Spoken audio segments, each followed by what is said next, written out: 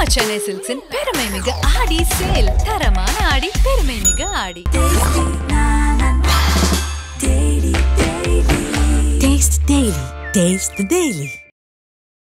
கொலை செய்யப்பட்ட ஆம்ஸ்ட்ராங் குடும்பத்தினர் சிபிஐக்கு கேட்டுக்கொண்டிருக்கக்கூடிய ஒரு வழக்கில் சம்பந்தப்பட்ட குற்றவாளியை, அதுவும் ஜுடிஷியல் கஸ்டடி, நீங்கள் சுட்டுட்டீங்கன்னா அப்போ எதையோ மறைப்பதற்காக காவல்துறை உங்களை சுட்டிருக்காங்கன்னு தான் எல்லாருமே நினைப்பாங்க.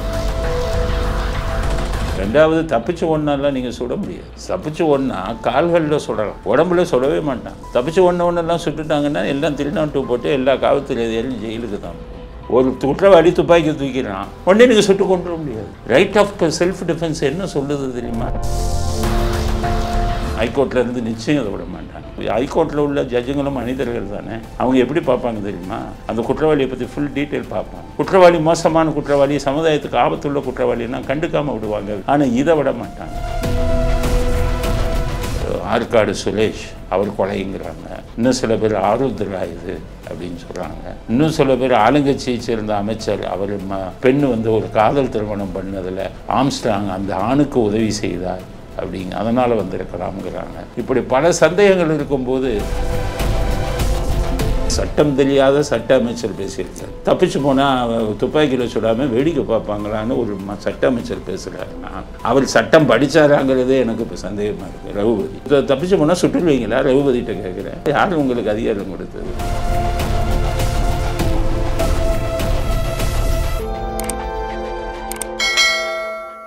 Jayachandran Gold and Diamonds, now at Palikatnai. Sir வணக்கம் சார். வணக்கம் சார், அதாவது கடந்த ஒரு 10 நாட்களாகவே பார்த்தீங்கன்னா சோஷியல் மீடியாவாக இருக்கட்டும், இல்லை பொதுமக்கள் எல்லாரும் மத்தியிலேயும் ஒரு பரபரப்பான ஒரு செய்தி என்னன்னா, ஆம்ஸ்ட்ராங்கோட கொலை. அதில் ஒரு 11 பேரை கைது பண்ணாங்க. அதில் முக்கியமான ஆள் தான் இந்த திருவெங்கடம்னு சொல்லிட்டு ஒருத்தவரை, அவரை இப்போ 2 நாளைக்கு முன்னாடி என்கவுண்டர் பண்ணியிருக்காங்க. வில்லேஜ் வில்லாஸ்ன்னு சொல்லிட்டு நம்ம ஆட்டு தொட்டி தாண்டி புழல்கிட்ட. ஸோ அந்த என்கவுண்டர் எப்படி பார்க்குறீங்க சார்? என்ன நடந்துச்சு, என்ன எப்படி இருந்ததுன்னு? என்கவுண்டருங்கிறது காவல்துறைக்கு புதுசல்ல, காலங்காலமாக நடந்துக்கிட்டு வரக்கூடியது. முன்னாடியெல்லாம் பார்த்திங்கன்னா காவல்துறை அதிகாரிகளை தாக்கும்போது இது பண்ணும்போது தான் என்கவுண்டர் பண்ணுவாங்க. நாளாக அந்த என்கவுண்டரோட கான்செப்டே மாறி போச்சு. அதுக்கப்புறம் சமூக விரோதிகள், கூலிப்படைகள், ரவுடிகள் இவங்களெல்லாம் என்கவுண்டர் பண்ணி ஒரு பயமுறுத்தல் உருவாக்கணும், பயத்தை உருவாக்கணுங்கிறதுக்காக பண்ண ஆரம்பித்தாங்க. பாம்பேலெல்லாம் பார்த்திங்கன்னா தாதாக்களின் ஆதிக்கம் ரொம்ப அதிகம் இருந்தது. அதுக்கப்புறம் போலீஸ் 47 என்கவுண்டர் போட்டாங்க. அதுக்கப்புறம் தாதாக்கள்லாம் கொஞ்சம் அடங்கினாங்க. அதுக்கப்புறம் அது ஒரு இதாகிடுச்சு, ஒரு முக்கியமான ஒரு ஆயுதம் ஆயிடுச்சு. அதனால் கூலிப்படை ரவுடிகளெல்லாம் சுட்டு இது பண்ணால் தான் ஒரு நாட்டில் அமைதி இருக்குங்கிறதுக்காக காவல்துறை, தமிழ்நாடு காவல்துறையை நிறையா என்கவுண்டர் பண்ணாங்க. ஆரம்ப கட்டத்தில் எம்ஜிஆர் சிஎம்மாக இருக்கும்போது பார்த்திங்கன்னா தருமபுரியில் நக்சலைட்டுகள் உருவாகிறாங்க. நக்சலைட்டுகள் ஆதிக்கம் அதிகம் இருக்குன்னு உடனே வால்டர் தேவாரம் அப்போ அந்த அதிகாரியாக இருந்தார், அவர் தான் என்கவுண்டர் எல்லாம் ஆரம்பித்தார். அதுக்கப்புறம் அவர் ஆரம்பித்த என்கவுண்டர் அப்புறம் 2001 விஜயகுமார் ஐபிஎஸ் அவர் கமிஷனராக வந்தார், வீரப்பண்ணதை பிடிச்சவர். அவர் 11 என்கவுண்டர் போட்டார். அதுக்கப்புறம் திரிபாதி அவர் என்கவுண்டர் பண்ணியிருக்காரு. பொன்மாணிக்க வேலு நிறைய என்கவுண்டர் பண்ணியிருக்காரு. ஆனால் நான் இது எல்லா என்கவுண்டருக்கு இப்போ இந்த என்கவுண்டர் அப்போல்லாம் நான் காவல்துறையில் இருந்திருக்கேன்.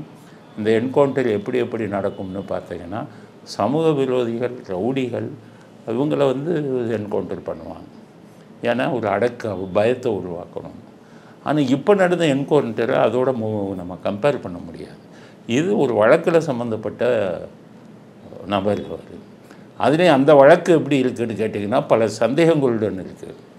பாதிக்கப்பட்டவர் கொலை செய்யப்பட்ட ஆம்ஸ்ட்ராங் குடும்பத்தினர், நண்பர்கள், அவர் சார்ந்த கட்சியினர் எல்லாம் சிபிஐக்கு போகணுன்னு கேட்குறாங்க. எப்போதுமே ஒரு வழக்கில் எப்போ சிபிஐக்குன்னு கேட்பாங்கன்னா, ஆளுங்கட்சி மேலே டவுட் இருந்தால் தான் சிபிஐ கேட்பாங்க. ஆளுங்கட்சி மேலே டவுட் இல்லைன்னா சிபிஐ கேட்க வேண்டியதில்லை, நம்ம போலீஸே அதை விசாரிச்சிருவாங்க. சிபிஐக்கு கேட்டுக்கொண்டு இருக்கக்கூடிய ஒரு வழக்கில் சம்பந்தப்பட்ட குற்றவாளியை, அதுவும் ஜுடிஷியல் கஸ்டடி, நீதிமன்ற காவலிருந்து எடுத்துகிட்டு வந்தவங்களை நீங்கள் சுட்டுட்டீங்கன்னா அதை அவன் தாக்க வந்தான் அப்படிங்கிற விஷயத்தெல்லாம் மக்கள் நம்ப மாட்டாங்க. அப்போ எதையோ மறைப்பதற்காக காவல்துறை உங்களை சுட்டிருக்காங்கன்னு தான் எல்லாருமே நினைப்பாங்க. அப்படிப்பட்ட ஒரு சந்தேகத்தை உருவாக்குவதற்கு காவல்துறை காரணமாகிவிட்டது. அது மிகப்பெரிய தப்பு அப்படிங்கிறது தான் என்னுடைய கருத்து. ஏன்னா அந்த வழக்கில் வந்து 2-3 கோணங்களில் சந்தேகம் இருக்குது.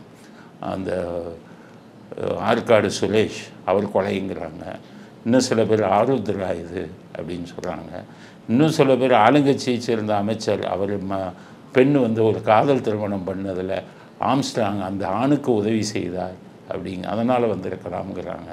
இப்படி பல சந்தேகங்கள் இருக்கும்போது வழக்கில் மூளையாக செயல்பட்டவரே காவல்துறை சுட்டுட்டு அதை நியாயப்படுத்த முயற்சி செஞ்சாங்கன்னா நம்ம அதை ஏற்றுக்கொள்ள முடியாது அப்படிங்கிறது. அதனால் இந்த என்கவுண்டர் ஏற்றுக்கொள்ளக்கூடிய ஒரு என்கவுண்டர் இல்லை அப்படிங்கிறது தான் என்னுடைய கருத்து. சார், இப்போ நீங்களும் போலீஸில் வந்து நிறைய ட்ராவல் பண்ணியிருப்பீங்க. ஒரு கைதியை கூட்டிகிட்டு வருதுன்னா ஒரு இடத்துக்கு கூட்டிகிட்டு போகிறாங்கன்றப்போ எப்படி கூட்டிகிட்டு வரோம்? ஏன்னா ஒரு கை விலங்கு கூட இல்லாமல் எப்படி கூட்டிகிட்டு வந்தாங்க அப்படி? கொலை கைதியை ரொம்ப பாதுகாப்போட துப்பாக்கி ஏந்தியவங்கெல்லாம் வச்சு தான் கூட்டிகிட்டு வருவாங்க. நீங்கள் இப்போ ஹைகோர்ட்டில் வந்து நீங்கள் நின்று பார்த்தீங்கன்னா தெரியும். ஹைகோர்ட்டில் இதில் நீதிமன்றத்திலேருந்து ரிமாண்ட் எக்ஸ்டென்ஷனுக்கு கூட்டிகிட்டு வருவாங்க. ஒரு குற்றவாளிக்கு 10 போலீஸ் வருவாங்க. எல்லாம் கிண்டல் அடிப்பாங்க. குற்றவாளி 2 பேர், 25 போலீஸ் கூட வராங்கன்னு கிண்டல் அடிப்பாங்க. அது கிண்டல் அடிக்கிறது இல்லை. அவர்கள் வந்து நீதிமன்ற காவலில் இருக்கக்கூடியவங்க தப்பிச்சு ஓடிடுவாங்க, வழக்கு வந்து இது இல்லாமல் போயிடும் அப்படிங்கிறதுக்காக ஒரு ஒரு ஒரு ஒரு குற்றவாளிக்கே 10-15 பேரை கூட்டிகிட்டு வராங்க நீதிமன்றத்தில். அப்போ காவல்துறை நீதிமன்ற காவலில் எடுத்தாங்கன்னா எவ்வளோ பாதுகாப்போடு கொண்டு போகணும்? அது ஒன்று. 2வது இதை எடுத்தாங்க, ஆயுதத்தை எடுத்தாங்க, அதெல்லாம் வந்து ஏற்றுக்கொள்ளக்கூடிய விஷயம் இல்லை. ஏன்னா அவங்க விட்ட இடத்துக்கும் அவங்க சுட்டுட்டேன்னு சொல்லி ஒரு இடத்துல பிடிச்ச இடத்துக்கும் குறைஞ்ச ஒரு 10 கிலோமீட்டர் வித்தியாசம் தூரம் இருக்குது சார். புளியந்தோ அதாவது ஆட்டுத்தொட்டியில் வந்து தப்பிச்சான்னு சொல்கிறாங்க. புழலில் இருக்க வில்லேஜ் வில்லாஸ்ன்ற இடத்துல தான் பிடிச்சிருக்கேன்னு சொல்கிறாங்க. 2க்கும் இடையில பார்த்தீங்கன்னா ஒரு 10 கிலோமீட்டர் தூரம் இருக்குது. இந்த 10 கிலோமீட்டர் எப்படி அவர் வந்தார், எப்படி தப்பிச்சு போனார் அப்படிங்கிறது எந்த விளக்கமும் சரியாக இல்லைங்கிறது தான் எங்களுடைய கருத்து. 2வது தப்பிச்சு ஒன்றாலாம் நீங்கள் சுட முடியாது. தப்பிச்சு ஒன்றா கால்களில் சுடலாம், உடம்புல சுடவே மாட்டான். ஏன்னு கேட்டிங்கன்னா சத்துடக்கூடாது. தப்பிச்சு ஓடுறவங்கள உயிரோடு பிடிக்கணும் அப்படிங்கிறதுக்கு தான். தப்பிச்சு ஒன்றெல்லாம் சுட்டுட்டாங்கன்னா எல்லாம் திருநாட்டு போட்டு எல்லா காவல்துறை அதிகாரியும் ஜெயிலுக்கு தான் போகணும். என்கவுண்டர்லேயே எப்படி தெரியுமா, ரைட் ஆஃப் செல்ஃப் டிஃபென்ஸை தான் நீங்கள் இது பண்ணணும். அது வந்து உங்களுக்கு உயிருக்கு பாதுகாப்பு வர்ற பட்சத்தில் தான் நீங்கள் ஒருத்தரை சுட முடியும். போலீஸுக்கும் அதுதான் விதி. உங்களுக்கு அதனால தான் எல்லா என்கவுண்டர்லேயும் பார்த்தீங்கன்னா இப்போ இன்ஸ்பெக்டருங்க, டிஎஸ்பி, எஸ்ஐ எல்லாம் கையில் கட்டு போட்டு டிவியில் போஸ்ட் கொடுப்பாங்க. என்ன அடித்தாங்க, இந்த குற்றவாளி என்ன கொலை செய்ய முயற்சிச்சான், அதனால நான் சுட்டுட்டேன். ஏன்னா இவரத்துலேயுமே வந்து சொன்னாங்க என்னை வந்து சுடுறதுக்கு முயற்சி பண்ணாங்க. சுடுறதுக்கு முயற்சி பண்ணுனா சுட்டு கொள்ள முடியாது. சட்டம் தெரிஞ்சுக்கணும். எல்லா காவல்துறையினரும் போய் சட்டத்தை படிங்க. இந்தியன் பீனல் கோடு என்னென்னு நான் உங்களுக்கு சொல்லி கொடுக்குறேன் பாருங்கள். சும்மா நீங்கள் பாட்டுக்கு ஒரு குற்றவாளி துப்பாக்கி தூக்கிறான், உடனே நீங்கள் சுட்டு கொண்டு வர முடியாது.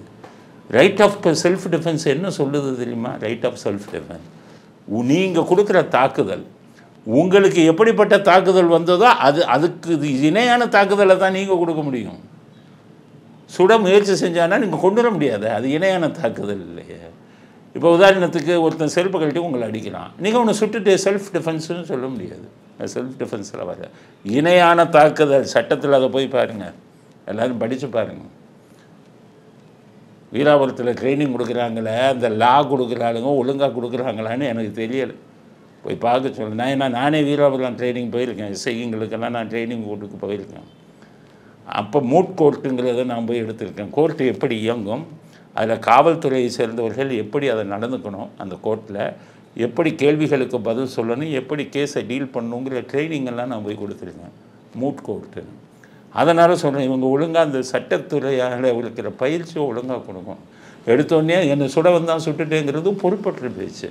சட்டம் அதை ஏற்றுக்கொள்ளாது. அப்படி தான் அவங்களுக்கும் காயம் வந்திருக்கணும். அதுக்கு தான் காயங்களை உருவாக்குவாங்க. ட்ரீட்மெண்ட் எடுத்த மாதிரிலாம் காமிப்பாங்க. நாங்கள் இருந்தபோது இருந்த காவல்துறையிலே இதுதான் சட்டம்.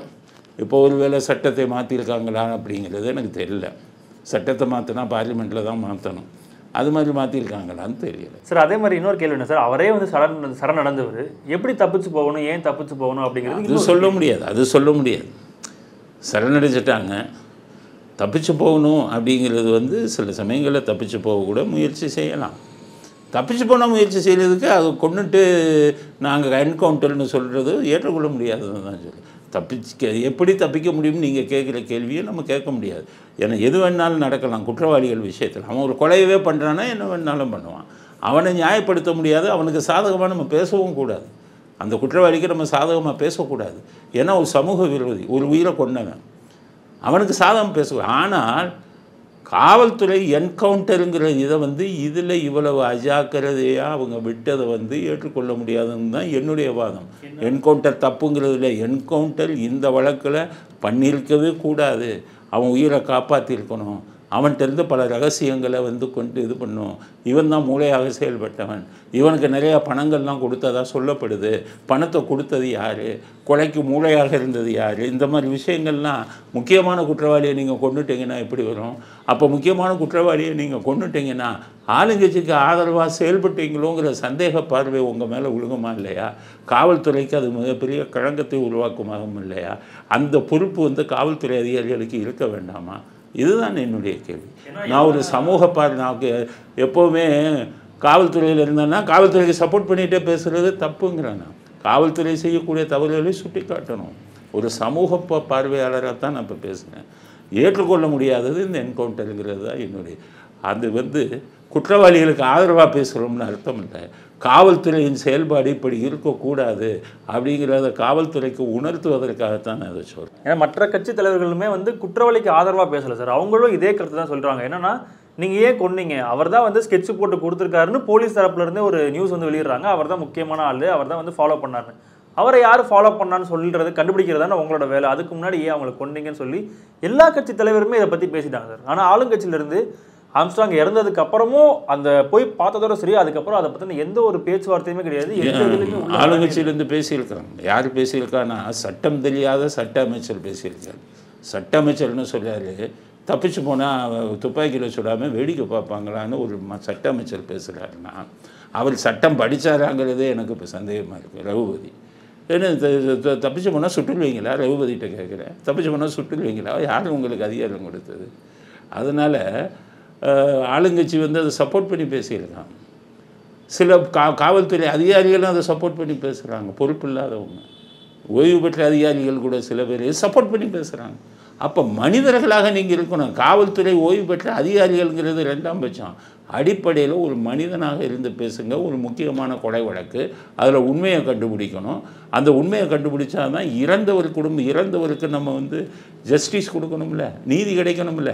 இறந்து போன ஆம்ஸ்ட்ராங்குக்கும் அவர் குடும்பத்தினருக்கும் அவருடைய நண்பர்களுக்கும் நம்ம நீதி கொடுக்கணுமே. அந்த பொறுப்பு காவல்துறைக்கு இருக்குல்ல.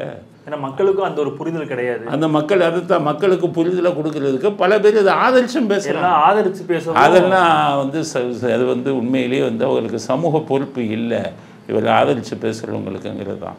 அவங்க இங்கே முன்னாடி காவல்துறையில் இருந்தவங்களை விட இந்த என்கவுண்டரை பற்றி நான் பல ஆராய்ச்சி எல்லாம் பண்ணியிருக்கேன், புஸ்தகமே எழுதியிருக்கேன். என்கவுண்டர் சரியாக தப்பாங்கிறத இன்டர்நேஷ்னல் லெவலில் சர்வதேச லெவலில் இருக்கக்கூடிய விஷயங்கள் எல்லாம் நான் அதில் கொண்டாந்து என்கவுண்டர் ரைட்டாக தப்பாங்கிறதெல்லாம் ஆராய்ச்சி பண்ணி சொல்கிறேன். அந்த அடிப்படையில் தான் நான் அந்த கருத்தை சொல்கிறேன். சும்மா நீங்கள் காவல்துறையில் வேலை செஞ்சுட்டு வெளில வந்துட்டால் உங்களுக்கு என்கவுண்டரை பற்றி எல்லாம் தெரியணும் அப்படின்னு அர்த்தம் இல்லை.